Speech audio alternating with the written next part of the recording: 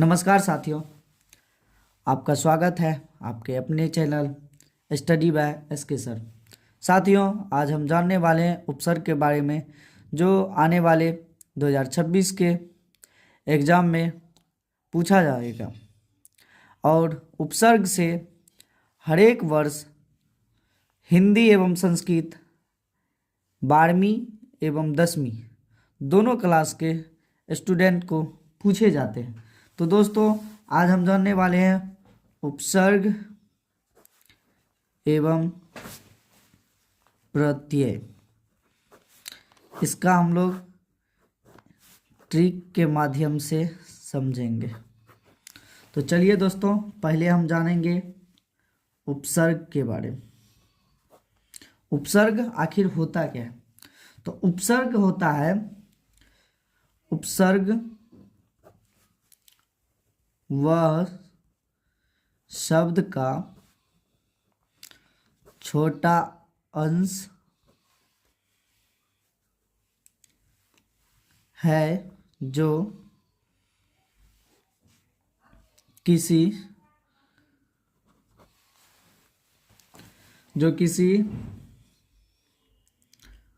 शब्द के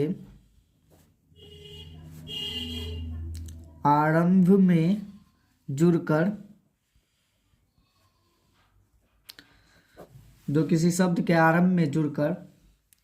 उसके मूल शब्द के अर्थ में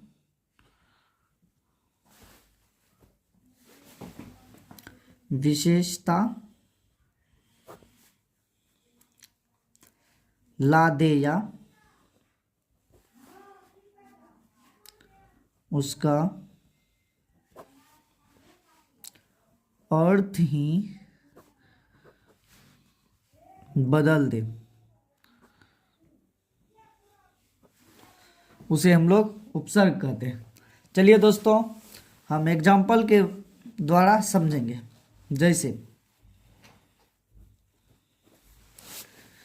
जैसे अभी, धन, मान, तो हो जाएगा हमारा अभिमान।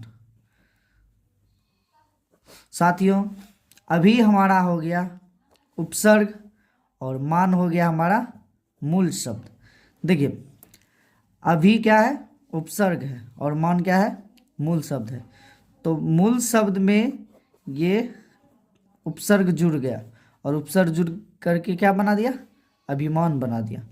तो उपसर्ग में होता ही है, कोई शब्द के पूर्व में लगकर या कोई शब्द के अंश में पूर्व में लगकर, पूर्व यानी कि पहले लगकर उस शब्द का विशेष अर्थ देता है या उसका अर्थ ही बदल देता है।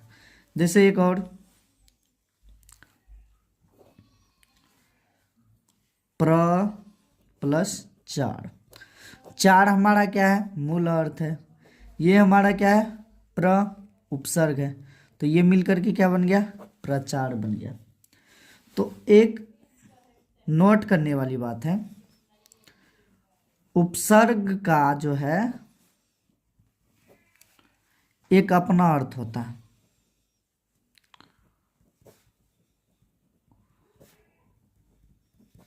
उपसर्ग का एक अपना अर्थ होता है, और एक ही कोई मूल्य में अगर, या हम बोल सकते हैं कोई एक मूल अर्थ में हम अलग अलग प्रकार के उपसर्ग को जोड़ करके हम क्या कर सकते हैं? उस शब्द का अर्थ ही बदल सकते हैं। जैसे और हम एग्जाम्पल में समझेंगे। जैसे हार है, हार हमारा क्या हो गया? मूल अर्थ हो गया। इसमें हम लगा देंगे प्र क्या हो गया? उपसर्ग हो गया। तो प्र धन हार क्या हो जाएगा? प्रहार, जिसका अर्थ होता है चोट करना। उसी भांति पुनः हार, हार क्या हो गया? मूल शब्द हो गया। इसमें हम जोड़ देंगे आ, तो क्या बन जाएगा? आहार। आहार जो कि क्या होता है? आहार का मतलब भोजन होता है।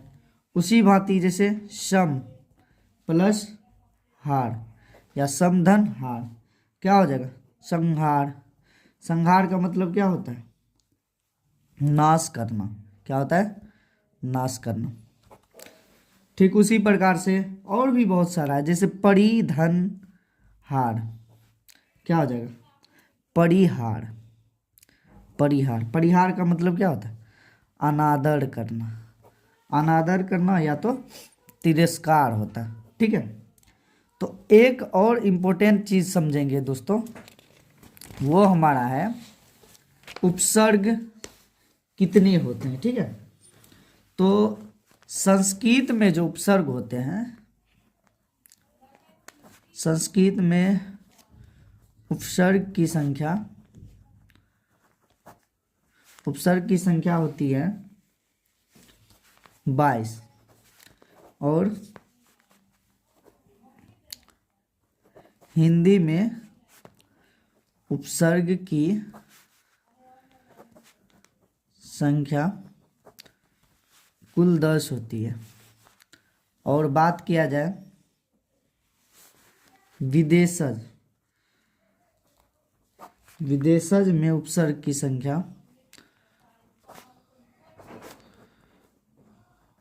वो हमारा होता है 12। तो संस्कृत में उपसर्ग की संख्या 22 और हिंदी में उपसर्ग की संख्या 10 और विदेशज में उपसर्ग की संख्या कितना होता है? 12। तो हम अभी समझेंगे हिंदी में उपसर्ग की संख्या और 10 कौन कौन होते हैं वो जानेंगे। तो हिंदी में उपसर्ग, हिंदी में उपसर्ग, तो दोस्तों ध्यान दीजिएगा, जैसे होता है आ और अन, ये हमारा क्या होता है? ये पहला हमारा है हिंदी उपसर्ग। देखिए पहले ही हम बताए थे कि उपसर्ग का अपना एक क्या होता है? अर्थ होता है। आ और अन का मतलब होता है अभाव। क्या होता है? अभाव, या तो बोल सकते हैं हम निषेध।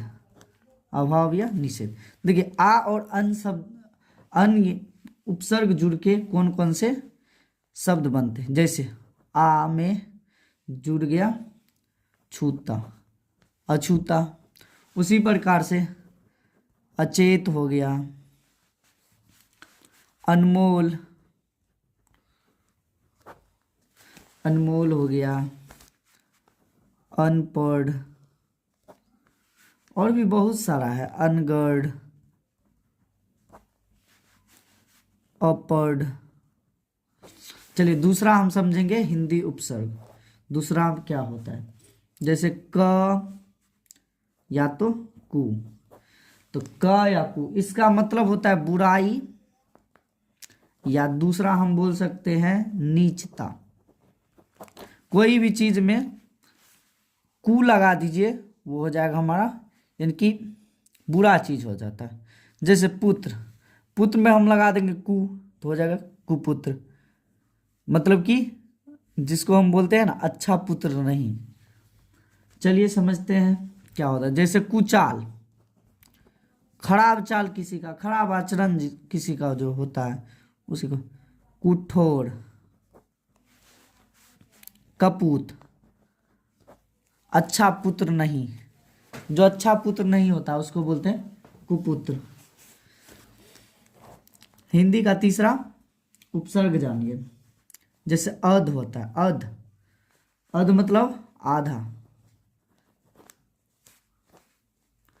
तो आधा होता है, अध का मतलब आधा। जैसे अध पका, मतलब कोई फल है जो कि पूर्ण रूपेण पका हुआ नहीं है, अध पका है। अधमरा मतलब व्यक्ति की हालत क्या है? अधमरा है, ये सुने होंगे आप भी।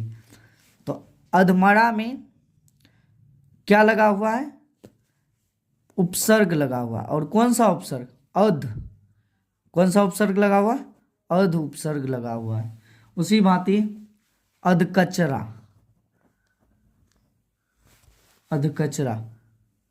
अधकचरा में कौन सा उपसर्ग लगा हुआ है? अध लगा हुआ है। कौन सा लगा हुआ? अध लगा हुआ है।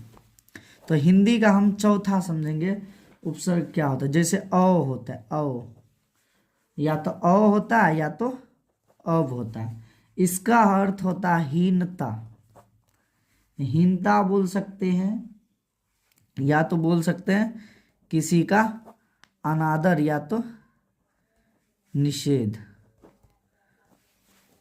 जैसे अवगुण, खराब गुण, अवगुण मतलब कि अच्छा गुण नहीं होना, अवगुण।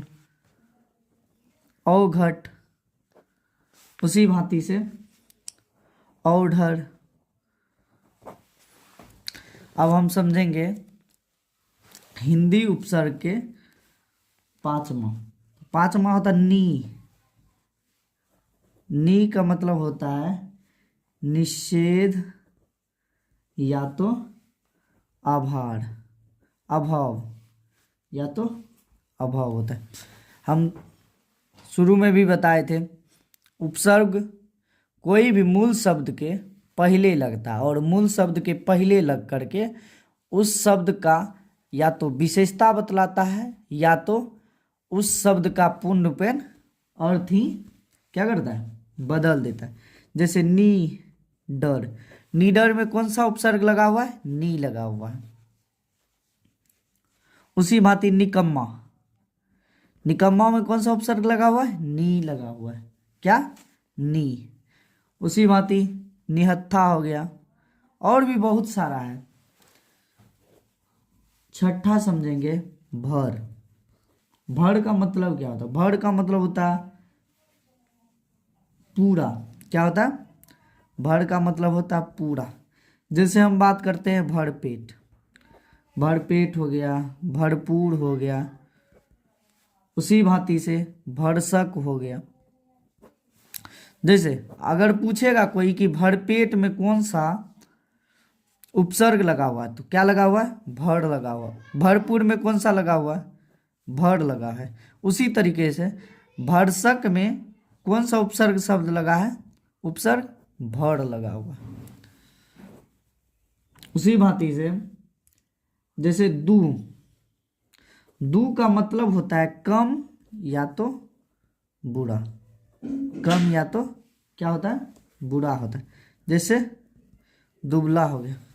उसी भांति और भी है आठवां, जैसे बीन। बीन का मतलब होता है अभाव या तो बिना बोलते जो है। बिन देखा अर्थात बिना देखे। बिन बोला अर्थात बिना बोले। तो या तो आपको पूछ दे कि बिन देखा या तो बिन देखा या तो बिन बोला, इसमें कौन सा उपसर्ग लगा हुआ? बिन लगा हुआ। क्या लगा हुआ? बिन उपसर्ग लगा हुआ है। एक और जैसे सु या स, इसका अर्थ होता है उत्तमता। उत्तमता मतलब कि अच्छा, या तो हम बोल सकते हैं सात। जैसे सुडोल, सुजान। उसी भांति सपूत। जो अच्छा पुत्र होता है उसको सपूत, जो खराब पुत्र होता है उसको क्या बोलते हैं? कपूत। क्या बोलते हैं? कपूत बोलते हैं। सुपूत मतलब अच्छा पुत्र। तो सुपुत में अगर पूछेगा कौन सा उपसर्ग लगा हुआ है, तो क्या बोलिएगा? स। क्या बोलिएगा? स लगा हुआ। एक लास्ट है उन। क्या है? उन। उन का अर्थ होता है एक कम। क्या होता है? एक कम। जैसे 49, 49 हो गया, मतलब 50 में क्या है? एक कम है। 49 में कौन सा उपसर्ग लगा हुआ है? उन लगा हुआ। उसी भांति 29, 30 में क्या है? एक कम है। 29 में कौन सा उपसर्ग लगा हुआ है? ऊन लगा हुआ। 79। 80 में कितना कम है? 1 कम है। 79 में कौन सा उपसर्ग लगा हुआ?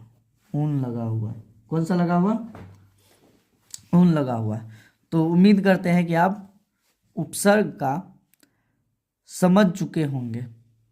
तो उपसर्ग में लास्ट बार फिर से बता रहे हैं कि उपसर्ग जो होता है कोई मूल शब्द के पूर्व में आकर के उस शब्द का विशेषता बतलाता है या तो उस शब्द का अर्थ ही क्या करता है? बदल देता है। उसको हम लोग क्या कहते हैं? उसको हम कहते हैं उपसर्ग। अब हम समझेंगे प्रत्यय के बारे में। आखिर प्रत्यय होता क्या है? तो प्रत्यय होता है, प्रत्यय वह शब्द का अंश है, या बोल सकते हैं प्रत्यय वह शब्द का छोटा सा अंश है जो किसी धातु या अन्य शब्द के अंत में जुड़कर एक नया शब्द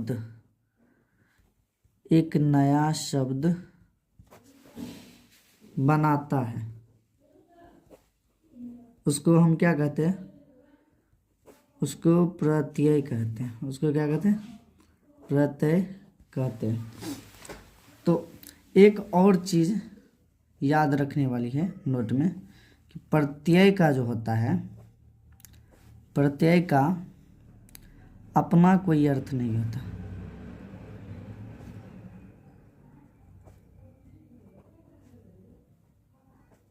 प्रत्यय का क्या होता है? अपना कोई अर्थ नहीं होता। जिस तरह से उपसर्ग का एक अपना अर्थ होता है, प्रत्यय का अपना कोई अर्थ नहीं होता है। एक और चीज़ ध्यान में रखने वाला है जो कि आप लोग हमेशा गड़बड़ करते हैं।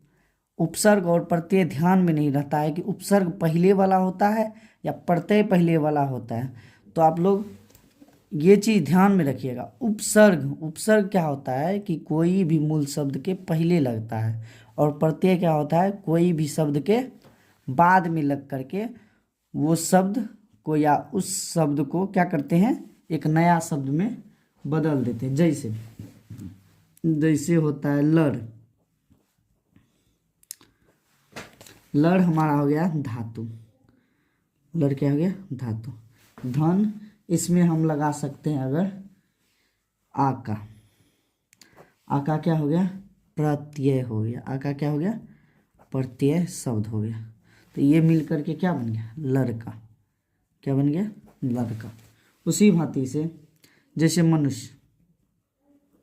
मनुष्य क्या होता है? विशेषण होता है। क्या होता है? विशेषण।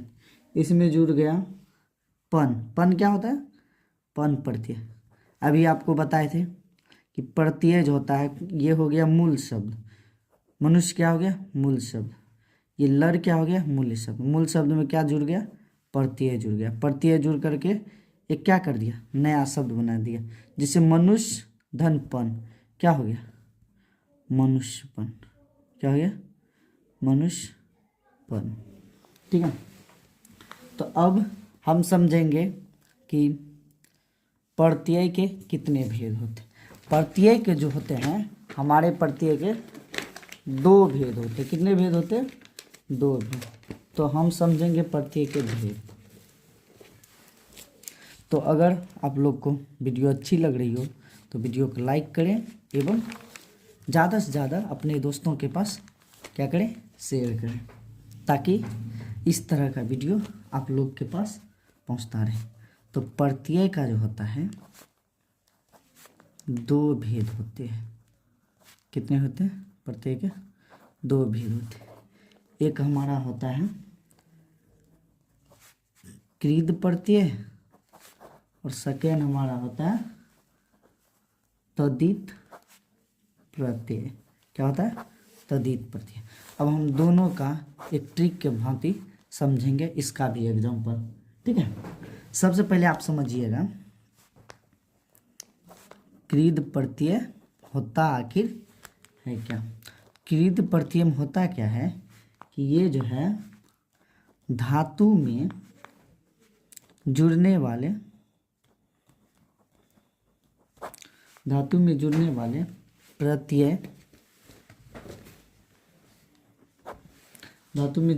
प्रत्यय को क्या करते हैं, कृत प्रत्यय कहते हैं।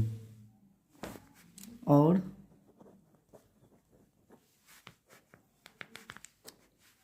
क्या होता है कि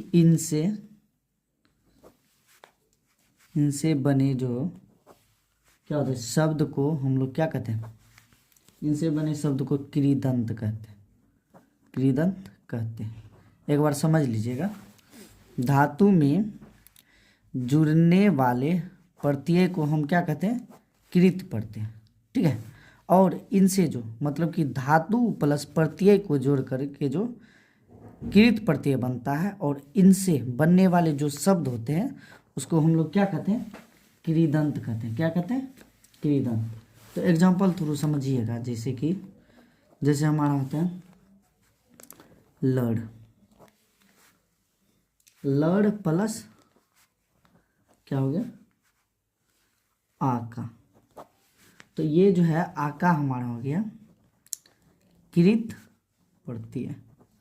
तो इसको जो जोड़ के तैयार हुआ, क्या तैयार हुआ, लड़का हमारा क्या हो गया, कृदंत हो गया। क्या हो गया, कृदंत। उसी भांति जिस तरह से चाट प्लस नी हो गया कृत प्रत्यय। क्या हो गया, कृत प्रत्यय।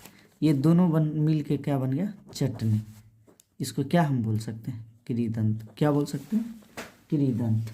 और भी हम एग्जाम्पल के माध्यम से समझेंगे। जैसे एक समझिएगा चार्ट के माध्यम से, जैसे ये धातु हो गया, ठीक, इधर प्रत्यय हो गया, ये हो गया शब्द जिसको हम बोल सकते हैं कृदंत। कृदंत बोले तो पहले ही बोले धातु और प्रत्यय जब मिलता है तो सबसे पहले बोले थे धातु में जुड़ने वाले प्रत्यय को हम कृत प्रत्यय कहते हैं, और इनसे जो नया शब्द बनेगा उसको क्या बोलेंगे, कृदंत बनेंगे। जैसे धातु हमारा हो गया ऊर हो गया, ठीक, इसमें जुड़ जाएगा अंकु, तो ये हमारा क्या शब्द नया बन के आएगा, उरंकु। क्या बन जाएगा, उरंकु। उरंकु हमारा क्या हो गया, कृदंत हो गया। अगर इसका अर्थ की बात करते हैं तो होता है जो उड़ता है, जो क्या करता है, उड़ता है, वो क्या होता है, उरंकु कहलाता है।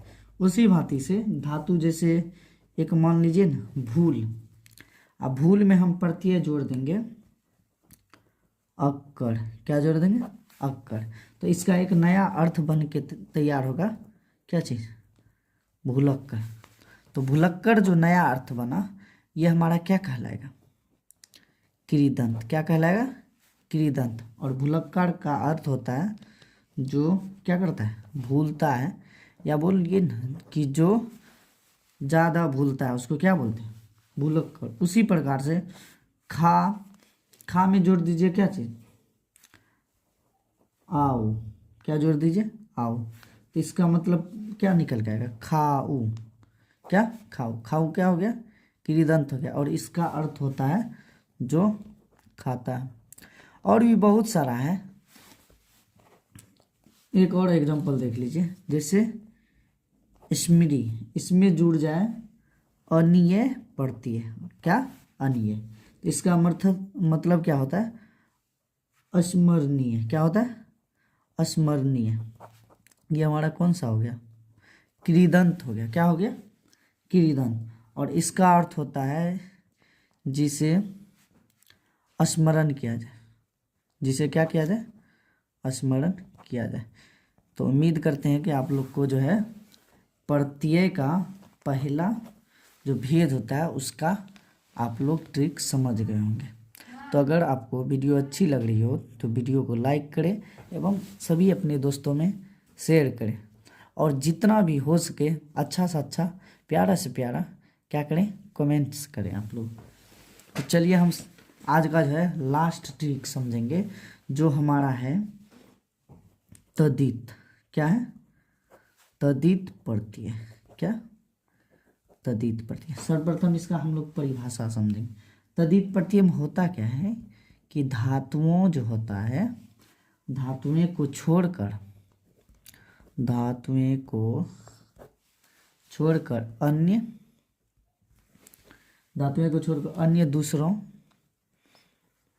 अन्य दूसरों जो होता है, चाहे वो आपका हो गया संज्ञा हो जाए या आपका विशेषण हो जाए या आदि और भी बहुत आदि कुछ भी, तो में क्या करते हैं, जोड़ने वाले जो होता है, में जोड़ने वाले प्रत्यय को हम तद्धित प्रत्यय कहते हैं। और एक चीज, एवं इनसे बनने वाले जो शब्द, या बोलो इनसे बनने वाले शब्द को हम लोग क्या कहते हैं, तद्धितांत कहते हैं। जिस तरह से कृत अर्थात धातु में जोड़ने वाले प्रत्यय को कृत कहते हैं, और कृत्य से बनने वाले नए शब्द को हम क्या बोलते हैं, कृदंत बोलते हैं। उसी प्रकार से धातु को जोड़कर अन्य दूसरे, जैसे कि अन्य दूसरे में या तो संज्ञा हो जाए, विशेषण हो जाए, में जोड़ने वाले प्रत्यय को हम क्या कहते हैं, तद्धित प्रत्यय। और तद्धित प्रत्यय से जो है नया शब्द का जो निर्माण होता है उसको बोलते हैं तद्धितांत कहते हैं या कहा जाता है। चलिए एग्जाम्पल के थ्रू हम लोग समझते हैं क्या होता है। जैसे बात करते हैं लघु, जैसे लघु हमारा हो गया, ये हो गया लघु हमारा हो गया विशेषण। क्या हो गया? विशेषण। लघु क्या हो गया? विशेषण। तो इसमें अगर हम जोड़ते हैं अ को, अ हमारा क्या हो गया, तद्धित प्रत्यय। क्या हो गया? तद्धित प्रत्यय। तद्धित प्रत्यय। इससे जो नया शब्द बनेगा वो हमारा हो जाएगा लाघव। तो ये क्या बोले अभी कि धातुओं को जोड़कर अन्य दूसरे, जैसे संज्ञा हो या विशेषण हो, इसमें जोड़ने वाले प्रत्यय को तद्धित प्रत्यय कहते हैं। एवं इनसे जो नया शब्द बनेगा या इनसे जो शब्द बनेगा उसको तद्धितांत कहते हैं। उसी तरह से लघु क्या हो गया? विशेषण हो गया। इसमें क्या जुड़ा? तद्धित प्रत्यय जुड़ा। तद्धित प्रत्यय जुड़ा तो क्या बन गया? लाघव बन गया। ये क्या बन के तैयार हुआ? ये हो गया तद्धितांत। क्या चीज? तद्धितांत। तो अगर पूछेगा लाघव में कौन सा प्रत्यय है, तो अ है। और कौन सा प्रत्यय? तद्धित प्रत्यय। क्या? तद्धित प्रत्यय। उसी भांति राष्ट्र, जैसे राष्ट्र क्या होता है? संज्ञा। तो राष्ट्र में हम अगर धन ई जोड़ देंगे, ई क्या हो गया? तद्धित प्रत्यय। क्या हो गया? तद्धित प्रत्यय। तो इसका क्या मतलब होता है? राष्ट्रीय। क्या होता है? राष्ट्रीय। राष्ट्रीय क्या हो गया? राष्ट्रीय हमारा हो गया तद्धितांत। क्या हो गया? तद्धितांत। एक और लास्ट एग्जांपल समझ लेते हैं क्या होता है। लास्ट एग्जांपल अगर बात करते हैं पीछे, पीछे क्या होता है? एक अवयव होता है, कोई अवयव। इसमें अगर हम ला जोड़ देंगे तो ला तो हमारा हो गया, क्या हो गया? तद्धित प्रत्यय। इससे जो नया शब्द बनेगा पिछला। क्या बनेगा? पिछला। पिछला क्या हो गया? पिछला एक होता है विशेषण। क्या होता है? ये होता है विशेषण। ये जो बन के तैयार नया शब्द होता है इसको हम क्या कह सकते हैं? तद्धितांत। क्या कह सकते हैं? तद्धितांत। ये भी क्या है? हमारा संज्ञा है। क्या है? लाघव हमारा क्या है? विशेषण है। ये भी क्या है? विशेषण है। ठीक है। तो उम्मीद करते हैं कि आप लोग को ये वीडियो बहुत ही अच्छी लगी हो। अगर अच्छी लगी होगी तो आप हमारे चैनल को लाइक एवं सब्सक्राइब ज़रूर करें, ठीक है, एवं अपने दोस्त के पास शेयर भी